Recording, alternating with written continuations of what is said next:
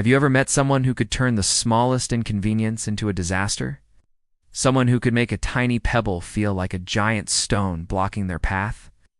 Let me tell you a story about a boy just like that. By the end of this story, you might see your own problems in a completely different light. In a peaceful village nestled between rolling hills and whispering bamboo trees, lived a boy named Nilan. Nilan was bright, quick-thinking, curious, but there was one thing about him that nobody could ignore. He worried about everything. If the morning was a little too warm, he'd sigh dramatically and say, "Ugh, how is anyone supposed to survive this heat?" If his teacher assigned homework, he would groan, "This is impossible. Nobody can finish this." If his mother asked for help in the kitchen, he muttered, "Why is everything so hard for me?" People liked Nilan, but they slowly started keeping their distance. Because being around someone who only sees problems, it drains the spirit. And soon even Nilan could feel the loneliness creeping in. One evening, after hearing Nilan complain for what felt like the 100th time that day, his father closed his eyes, took a deep breath, and said, "Nilan, come with me. There's something I want to show you."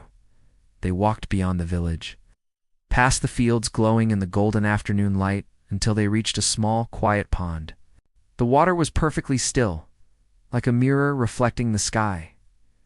Nilan's father placed a small handful of salt in his palm.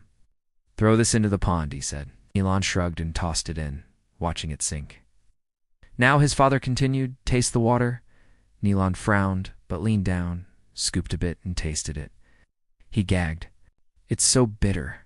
His father simply nodded, as if he already knew the answer. Then he handed Nilan another handful of salt. "Follow me."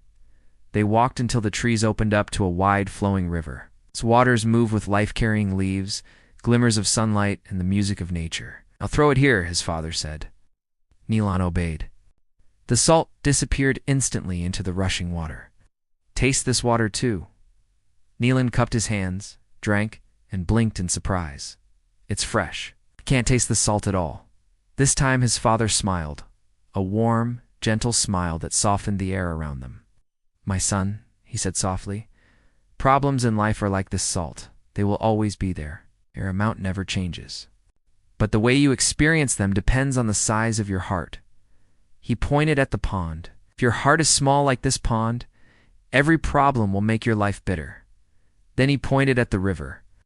"But if you grow your heart big and open like this river, even the same problems won't overwhelm you." Nilan stood silently, letting his father's words enter the deepest part of him. It felt like someone had opened a window inside his mind. Maybe life wasn't attacking him. Maybe he was just too small for the things he feared. But he didn't have to stay that way. That night, lying in bed, Nilan stared at the ceiling and whispered to himself, "If I stay like the pond, I will keep suffering. But if I learn to be like the river, I can carry anything." The next morning he tried. When his teacher gave him extra homework, instead of groaning, he told himself, "This is my chance to grow." When his mother asked for help, he smiled. "This will make me stronger." When the heat became unbearable, he breathed deeply. "This is just another test. I can face it." Of course, the old habits didn't disappear overnight. Complaints still tried to slip out of his mouth. But every time he remembered the pond and the river, he pushed forward. Days turned into weeks, weeks into months.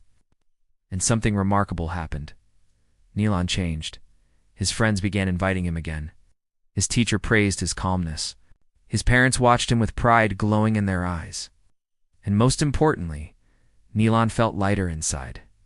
Problems still came, storms, chores, exams.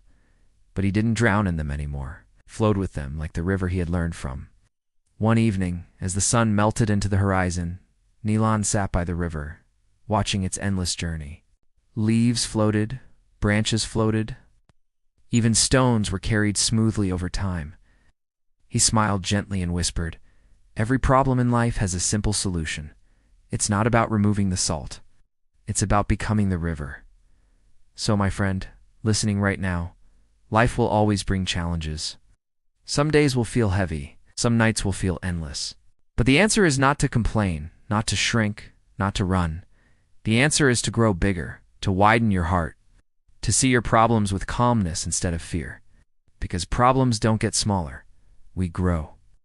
And when we grow, even the biggest problem becomes small. So next time you feel stuck, ask yourself, am I being the pond or am I becoming the river? Thanks for watching. If this story resonated with you, let me know in the comments. And for more stories that can change the way you see the world, be sure to subscribe.